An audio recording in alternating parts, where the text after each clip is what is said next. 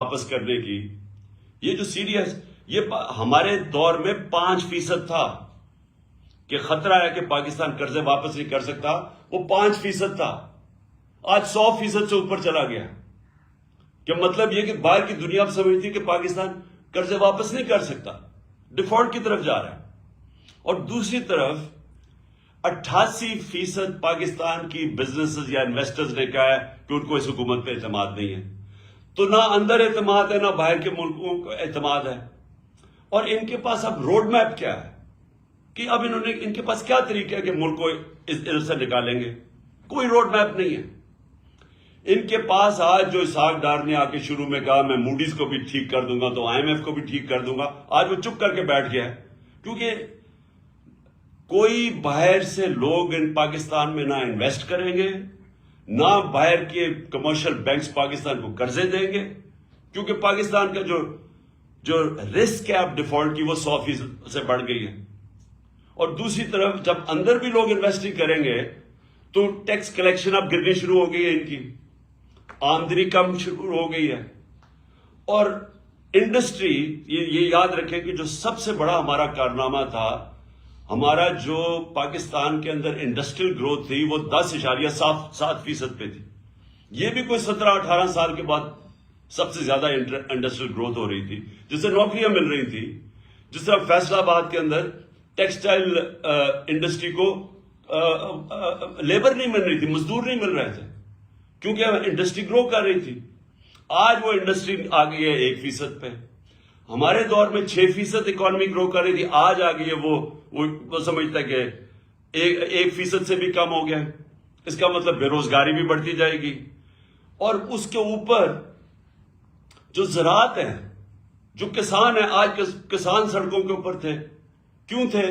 کیونکہ کسانوں کے اوپر جو چیزیں ہم نے جو ان کا فائدہ کروایا تھا، ہم نے جو کسانوں کو پیکج دیا تھا جس سے ہم نے انشور کیا تھا کہ ان کے جو ان کو منافع ہو، ان کی آمدنی بڑھے. ہم نے جو شوگر ملز کو دبایا تھا کہ آپ نے صحیح ٹائم پہ کرشنگ کرنی ہے، پھر کسان کو صحیح ٹائم پہ پیسے دینے ہیں اور پورے پیسے دینے ہیں. تو اس کی وجہ سے جب کسان کی آمدنی بھی بڑھی اور اس کے بعد اس کے پاس جب پروفٹس ہوئے، اس نے اپنی زمین پہ لگایا. اس لیے ہمارے زراعت میں 4 بمپر کراپس ہوئی تھی، جو مین 2 سال جو مین ہماری جو ہماری کراپس ہے. تو آج کسان اس لیے رو رہا ہے کہ ڈیزل کی قیمت کہاں سے کہاں چلی گئی. اور میں ڈیزل کا یہ بھی بتا دوں کہ ڈیزل اور پٹرول ہمارے دور میں 150 روپے کے اوپر 1 لیٹر تھا. اور یاد رکھیں انٹرنیشنل مارکیٹ کے اندر اس وقت تیل کی قیمت 105 سے 110 ڈالر تھی پر بیرل. آج وہ نیچے آ کے 80 پہ پہنچ گئی ہے، 80-81 پہ. اور آج ڈیزل پہنچ گیا ہے 235 پہ، پٹرول پہنچ گیا 240 پہ یا 44 ہے. روپیہ ہمارے دور پہ جب انہوں نے نو کانفیڈنس کیا تھا تو 178 کا ڈالر تھا. آج ان کی آفیشل ریٹ کو چھوڑے، مارکیٹ کے اندر 245-250 روپے پہ ڈالر نہیں مل رہا. تو ہوا کیا اس سے جو قیمتیں ہیں، جو ساری کاسٹ ہے وہ اوپر چلی گئی ہیں. 50 سال میں سب سے زیادہ مہنگائی ہوئی ہے. مہنگائی کی وجہ سے اسٹریٹ کرائم بڑھ گئی ہے. آپ پوچھیں ہر جگہ گاڑی، موٹر سائیکل گاڑی سنیچ کرنے کے لیے یہ ہر جگہ اسٹریٹ کرائم بڑھ گئی ہے، کیونکہ مہنگائی بھی بڑھ رہی ہے اور بے روزگاری بھی بڑھ گئی ہے. تو کہنے کا مقصد یہ ہے کہ ہمارے لیے تو کوئی نقصان نہیں ہو رہا، گالیاں تو ان کو پڑ رہی ہیں، لیکن ملک بیٹھتا جا رہا ہے. اور ہم اگر ابھی اپنے ملک کے لیے الیکشنز کی طرف نہیں جاتے تو پولیٹیکل سٹیبلٹی نہیں آنے لگی. جب تک پولیٹیکل سٹیبلٹی نہیں آئے گی، اکانومی سٹیبلائز نہیں کرے گی. اور ان کے پاس کوئی طریقہ نہیں ہے اکانومی کو سٹیبلائز کرنے کا یا انویسٹمنٹ لانے کا یا کوئی مدد کرے باہر سے. لہذا یہ جو ہم اسمبلیز کا ہم نے فیصلہ کیا ڈیزالو کرنے کا، اس کا سب سے پیچھے مقصد پاکستان ہے کہ ہمارے ملک کی اس وقت ضرورت ہے کہ ہم جلدی سے الیکشن میں جائیں، اس لیے کہ ایک سٹیبل گورنمنٹ جب آئے گی، جب مارکیٹس کو باہر بھی اندر بھی اعتماد ہوگا کہ اب حکومت آ گئی ہے 5 سال کے لیے، تو اس کے بعد وہ سٹیبلائز ہو جائے گا اور پھر اگلے لوگ پلاننگ کریں گے. جو سرمایہ کار ہے, جو انویسٹر ہے, وہ یہ ہمیشہ سوچتا ہے کہ میں اگر اپنا پیسہ لگاؤں گا تو ملک میں 1 سال 2 سال 3 سال کے بعد کیا ہوگا, کیونکہ ایک دم تو اس کو نفع نہیں ملنا شروع ہوتا. تو جب اس کو اعتماد ہی نہیں ہوگا کہ یہ گورنمنٹ کتنی دیر چلے گی, آگے کیا ہوگا, تو وہ پھر پیسے روک کے بیٹھ جاتا ہے, جو آج پاکستان میں ہوا ہے. تو اس لیے الیکشنز کروانے تاکہ پولیٹیکل سٹیبلٹی سے ہماری اکانومی سٹیبلائز ہو. دوسرا مسئلہ کیا ہے؟ دوسرا مسئلہ ہے صوبوں کے اندر. ہماری جو صوبائی حکومتیں ہیں, ابھی کے پی کے والوں سے بھی میری بات ہوئی ہے, وہاں محمود خان سے, یہاں پنجاب کی یہ بیٹھے ہوئے ہیں آپ کے سامنے محسن نگاری, یہ آپ کو بتائیں گے حالات کیا ہے. پنجاب میں غالباً 176 ارب روپے کی شارٹ فال ہے جو انہوں نے سینٹر نے دینی تھی, نہیں دی.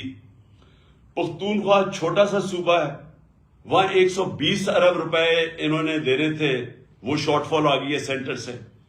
اور یہی آج گلگت بلتستان میں چلے جائیں تو وہاں کے چیف منسٹر کہہ رہے ہیں, آزاد کشمیر میں چلے جائیں تو وہاں کے پرائم منسٹر کہہ رہے ہیں کہ پیسے نہیں دے رہا سینٹر. میں نے سنا بلوچستان کے اندر بھی یہی مسئلہ ہے, وہ بھی کہہ رہے ہیں کہ ان کو جو سینٹر سے پیسے ملے وہ نہیں ملے. پختونخوا چھوٹا صوبہ ہے, وہاں بھی یہ مسئلہ آ گیا, وہ اپنے لوگوں کی سیلریز نہیں دے سکتے, پروجیکٹس رک گئے ہیں وہاں. تو ایک طرف تو ملکی معیشت نیچے جا رہی ہے, دوسری طرف صوبوں کے اندر کرائسس آ گیا کہ جو ہماری گورنمنٹس ہیں, اگر ہمارے پروجیکٹس ہی نہیں پورے ہوں گے, جو ہم پرفارمنس کیسے دکھائیں گے. وہ دوسرا ایک خوف آ گیا صوبوں کے اندر.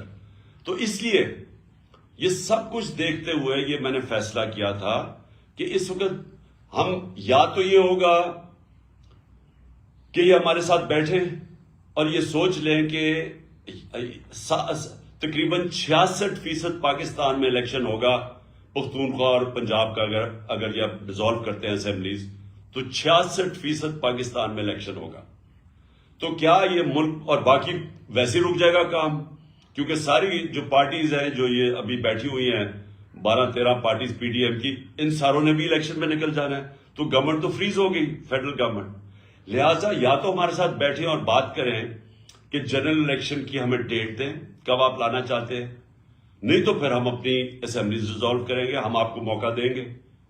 ہم یہ آپ کو موقع دے سکتے ہیں کہ ہمارے ساتھ بیٹھیں اور ہمیں بتائیں کہ کیا یہ آپ چاہتے ہیں کہ صرف 66% پاکستان میں الیکشن ہو اور آپ سینٹر پہ بیٹھے رہیں.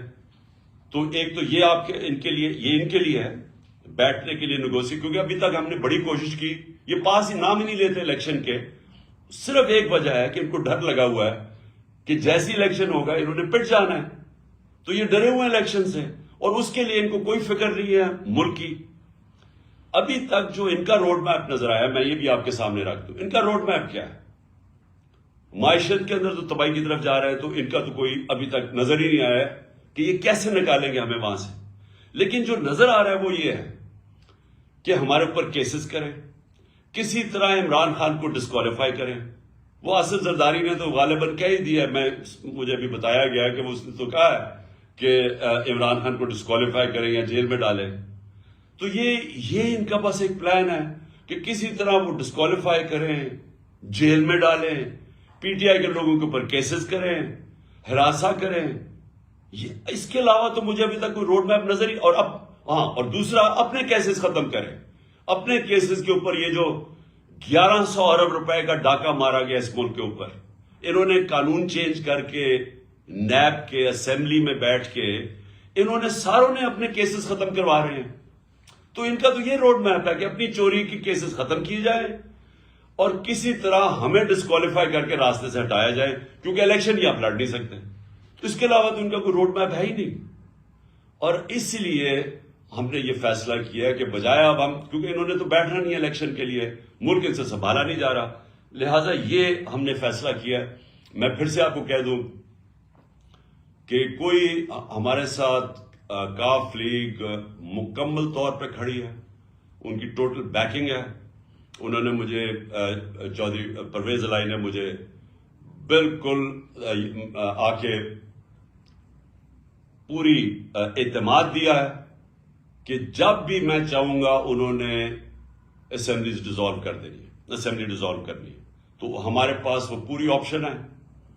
میں صرف آپ کو میں صرف باری باری ڈویژن وائز آپ سے بھی میں سب سے بات کروں گا تاکہ آپ سب کو کلیئرٹی ہو جائے اس پہ, تاکہ آپ سب آن بورڈ ہو جائیں. میں نے صرف آپ کو یہ اوپننگ اس لیے کی تھی آپ کو بتانے کے لیے کہ میرا کیا مائنڈ سیٹ ہے اس فیصلے کرنے کے لیے. اور میں اب چاہوں گا کہ آپ کے جو بھی سوالات ہیں, لیکن کیونکہ اتنے زیادہ لوگ ہیں, سب